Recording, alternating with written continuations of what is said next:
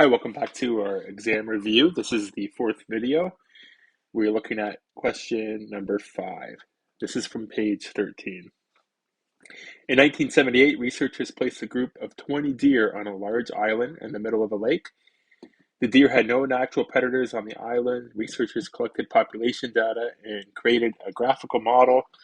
The researchers estimate that the island has enough resources to support a population of 320 deer. In what year will the deer population be too large for the island? Too large for the island. Okay, so for it to be too large, it needs to be a population of 320. Okay, so we need to kind of figure out when this is going to happen. Okay, we want to read the graph. It's probably going to be somewhere around 28 or 29. So let's draw a nice line going down. And this here is 30 on the graph. So we're probably about maybe 30 to 31 years. So we could say approximately 30 years. How many years did it take for the initial population to double? Okay, so that's part B. How long did it take for the initial population to double? So the initial population would be the value right here, which looks like it's 20. How long does it take to reach 40?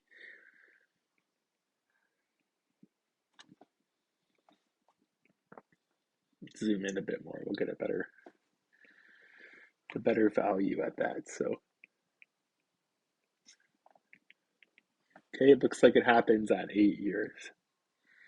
So it takes 8 years to double. In what year was the population 100? So 100 is right here. And that's going to be about right there. So 18 years after 1978.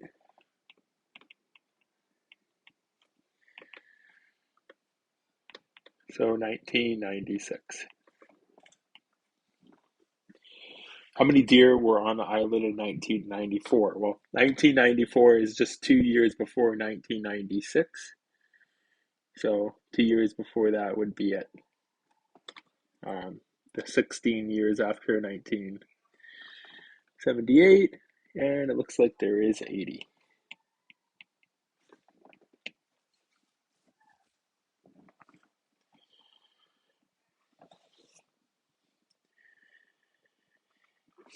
Okay, next question. So in this one, it says, in each case, write an equation that models the situation described.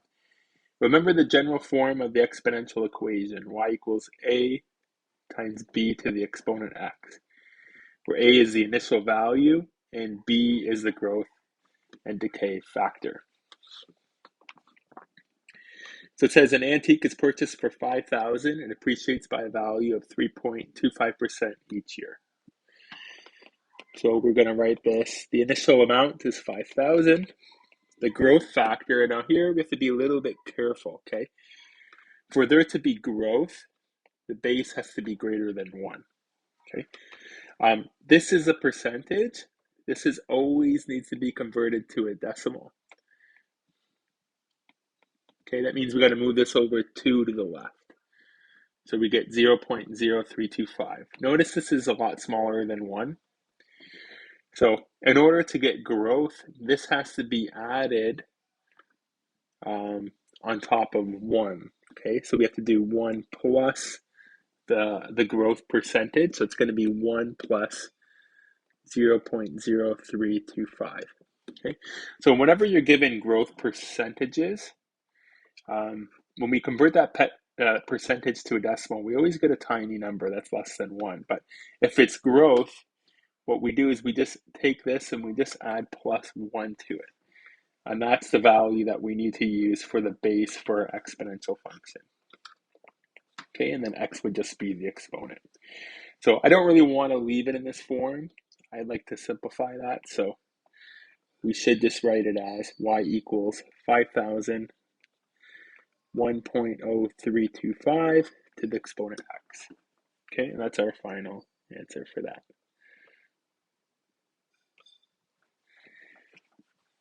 All right, let's do the next one. A town had 2,500 residents in 1990. It grew at a rate of 0.5% per year for 2 years. So we would have y equals 2,500. The growth rate is going to be 1 plus, I got to move this over 2, so 0.05 to the exponent x. Actually, it says t here, so I should use t. So just cleaning that up a bit, I could probably write this as 2,500, 1.05 to the t. So y would represent the population of residents from 1990 on.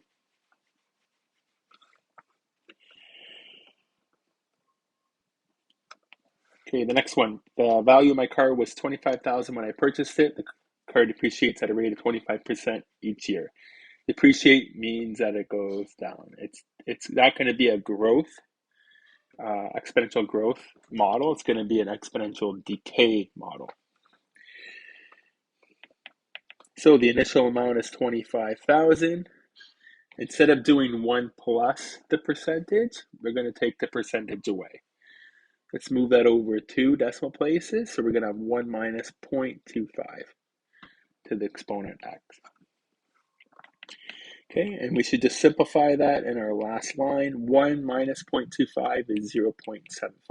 Okay. See how that works out? By doing 1 minus, whenever you have decay or depreciation, you should be using a subtraction. And my base ends up being smaller than 1, which causes the decay. So the only reason why we're adding 1 or doing 1 minus is because these questions are all giving us percentages of growth. Okay, so whenever you get in percentages, you're always going to want to do either 1 plus or you're going to want to do 1 minus. If it's growth, add them. If it's decay, subtract them. A single bacterium of a particular type takes 1 day to double. The population is P after T days. So they're telling us they want to see is P and T. So I'm going to write this as P equal to, what's my initial amount? Well, it says single bacterium, so just 1. And it takes 1 day to double. Okay, so this isn't a percentage. This is telling us that it doubles. That's my growth factor times 2 each time. So I'm just going to put 2 in here. And then we add the exponent t. So after 1 day, we would put 1 in for t, and we would have 2, and so forth.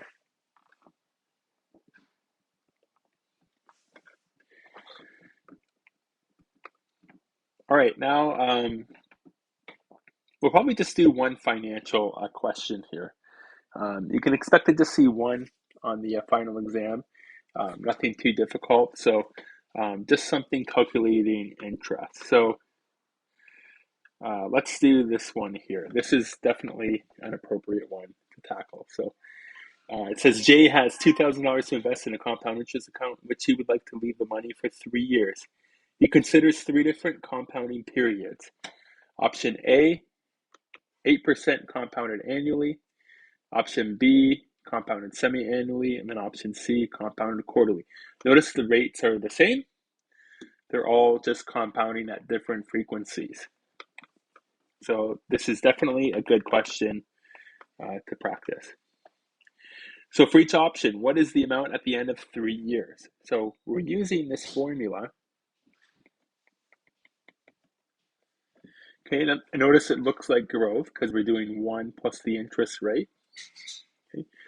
So this is the amount. This is the initial investment.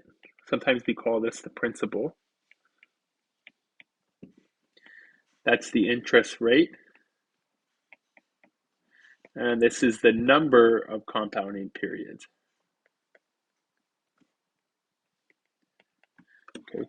These always need to be in the same frequency. So the interest rate, I, which is going to be written as a decimal. It always needs to match up with the compounding periods. All right, let's do option A first. So we have A equals our initial amount, 1 plus I to the n. The initial amount is 2,000, 1 plus I. The interest is 8% per year, so it's going to be 8% as a decimal is 0.08. Okay, and it's in for 3 years. We're told it's compounded annually. That means once a year. So if it's in for 3 years, it's just going to compound 3 times. Okay, put that all in your calculator. 2,000 times 1.08, because we're going to add them, and that's going to be to the exponent 3.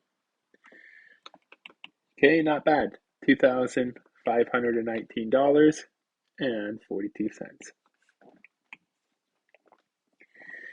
Okay, for option B. So it's going to look very similar. Okay, the only difference is this time the interest is compounded semi-annually. So if it compounds semi-annually, I need the percentage to be semi-annually, not yearly. Notice this slash A, that means per year. So I don't want 8% per year because it compounds semi-annually. I need to make it on a semi-annual basis. So if it's going to compound halfway through the year, I should probably find the interest rate for half the year. 8% is for the full year. Half the year, it's just going to be 4. So we're going to have 2,000. We're going to do 1 plus the 0.08 over 2. So I'm dividing it by 2 because it's semi-annually. I'm going to have half the interest rate. And the number of compounding periods, well, it's for 3 years, and it's going to go twice a year. That's a total of 6. Okay, so it's funny, if you notice a pattern with these, that 6 comes from 3 times 2.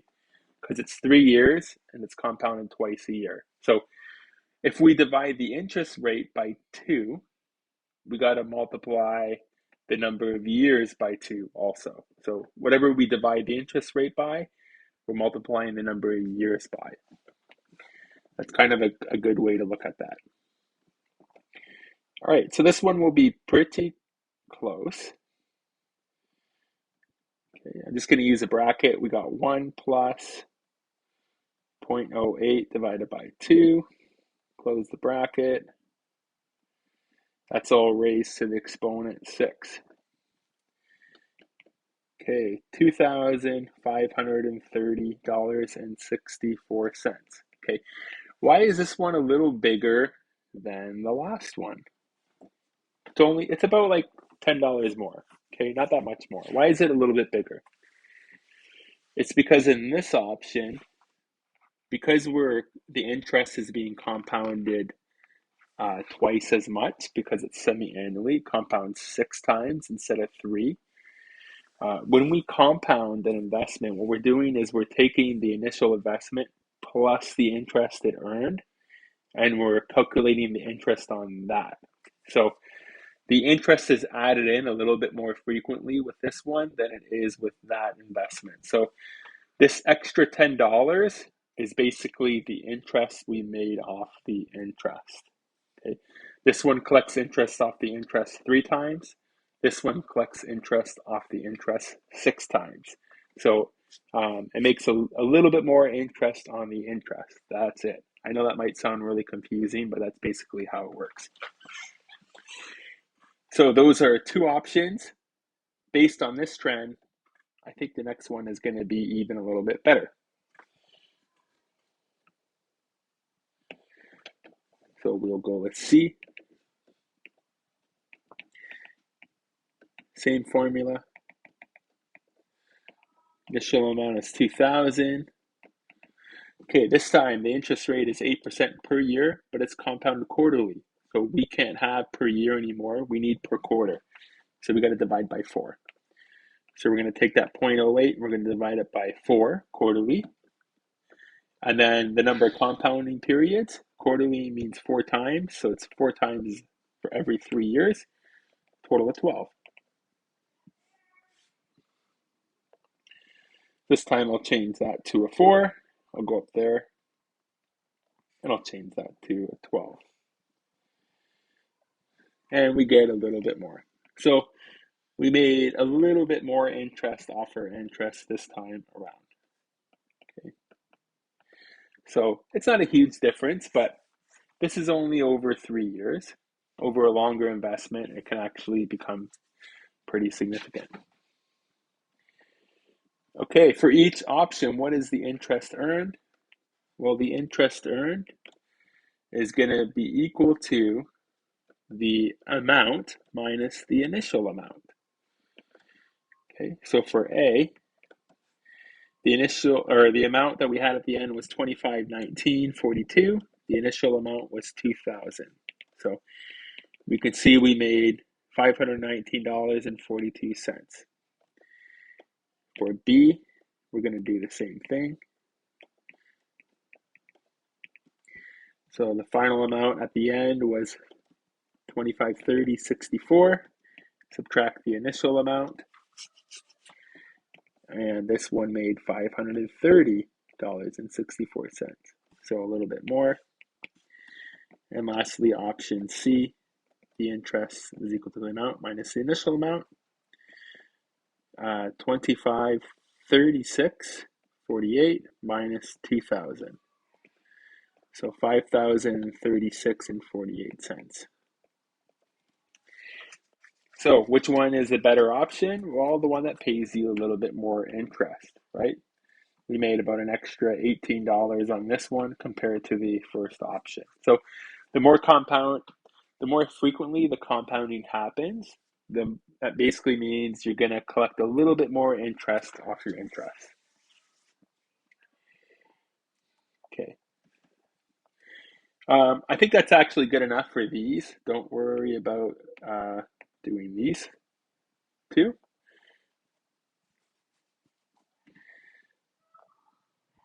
Okay, we did cut our investment section a little bit short.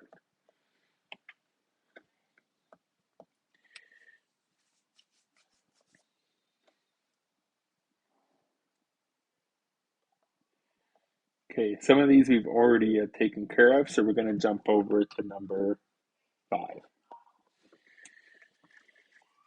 Okay, it says sketch the graph of f of x equals 2 times sine x minus 60 plus 1 on the graph in Q2 in the sinusoidal section. So I'm just going to draw it off to the side up here.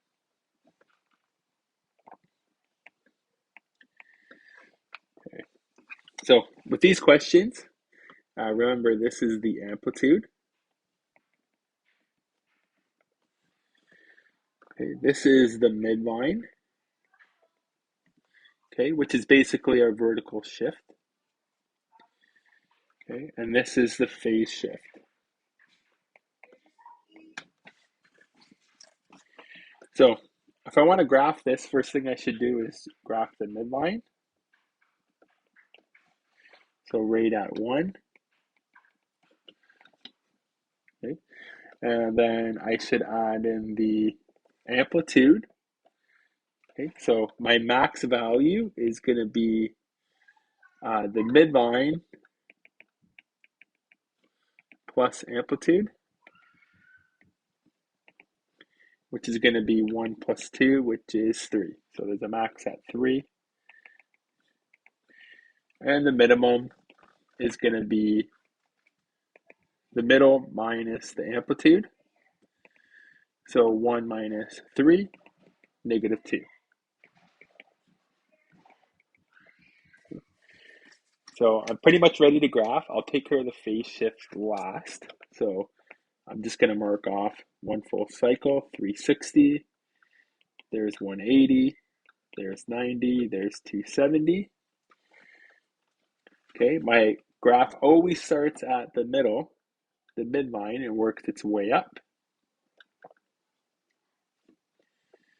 This isn't the most accurate graph, but it works. Okay, there's my graph there. Okay, This phase shift right here means 60 to the right, so everything moves over 60 to the right. So I'll do that part in orange. So 60 is about right there. I move this point over to 60. This one's going to go over. This one's going to go over. They're all going to move over 60 degrees. I know you guys remember doing these in class. So the graph would then look like this. Okay, that's how we do the graph. All right.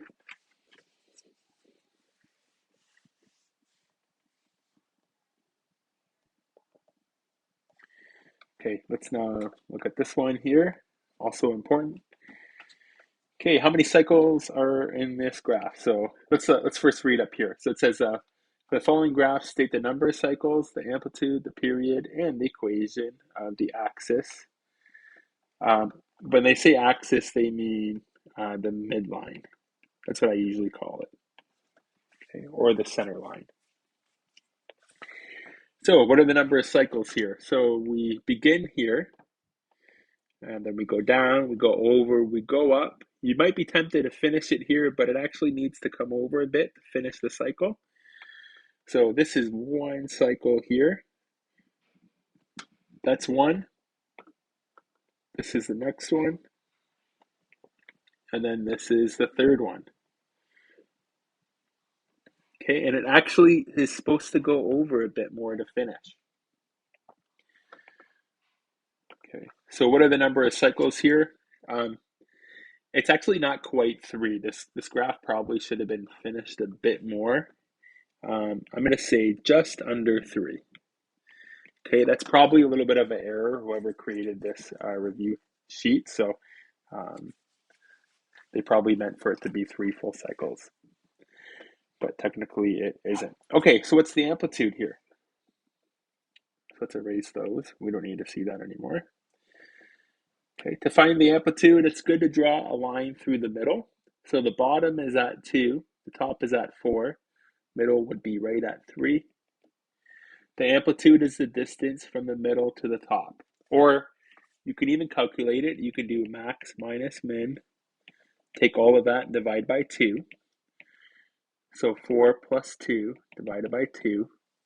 That's 6 over 2. That's going to give us 3. Sorry, it's a minus, not plus. 4 minus 2 divided by 2. So 2 divided by 2, that gives us 1. Which makes sense because there's about 1 unit from the middle to the top. That's the best way to look at it. Okay, the period. So how long is one cycle? That's what the period refers to, the length for one cycle.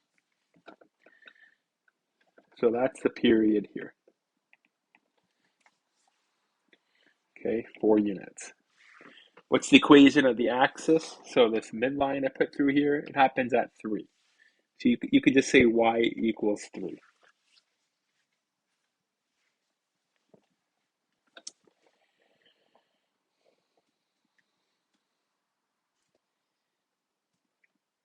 Okay, let's now look over, we'll do 2 and then we'll do 4. So it says graph sine x for the domain from negative 360 to 360. So we'll mark off the middle. And then we'll put our y-axis through that.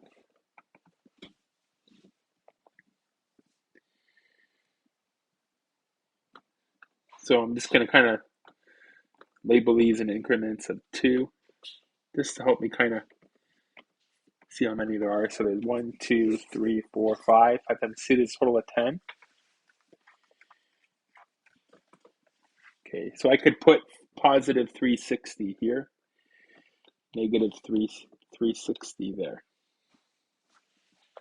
So I know sine begins at the middle and then works its way up. So we'll mark that off as 1, 2, 3. Negative 1, negative 2, negative 3. Remember, sine is only between 1 and negative 1, like the base function sine x.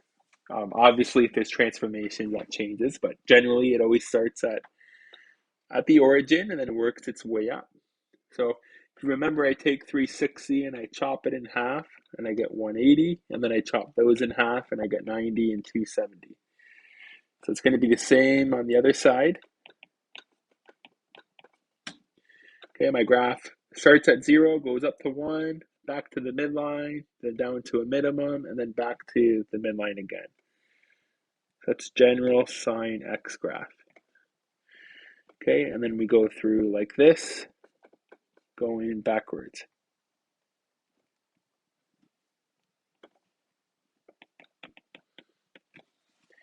Okay, so sometimes it's good to have this drawn first, and then you can do transformations to it afterwards. So like in this question in number 4. Just go back to your graph of sine x and sketch the graph of the function g of x that has been horizontally trended 90 degrees to the right. So everything's got to go 90 degrees to the right. Okay, and that's it. So everything moves over 90 to the right. 90 degrees is exactly 2 squares. So this moves over to here. This moves over to there. That moves over to there. You guys get the idea.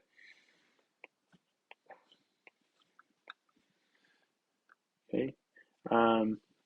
So I have basically starting from there and going down.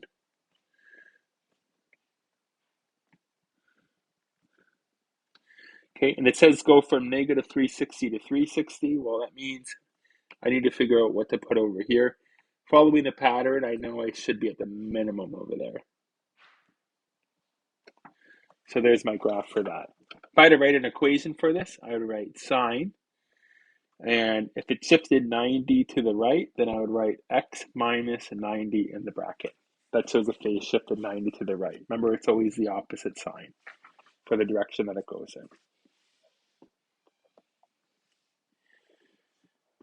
Okay. We're going to skip number 5. Let's go on to number 7. So 7 is also important. Describe the transformations that have been applied to the graph of sine x to arrive at each of the following graphs shown below. So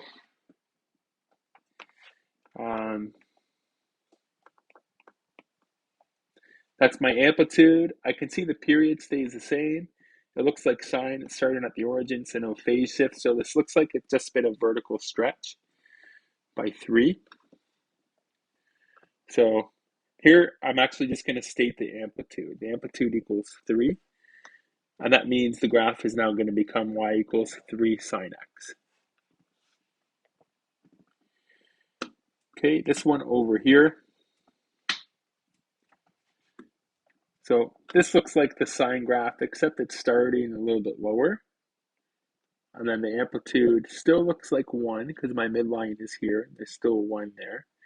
So it looks like it just shifted down. So my equation would be y equals sine x minus 1 unit. This is a shift, vertical shift down 1 unit. And I can tell because my center line or my midline is still at negative 1 instead of at 0. And the amplitude is still 1. So nothing changed that way. I can also tell the period, 1 full cycle is 360. So we didn't even change the period. Okay, this one here looks like just the amplitude changed because we're now at negative 1.5. Also, sine is supposed to start here and go up and then come down. So either there's been a phase shift or it's been reflected. I like to think of it as a reflection. So this one I would write minus 1.5 sine x. Okay, this is my amplitude, and then this shows the reflection along the x-axis. So we'll write that here, reflect along x-axis,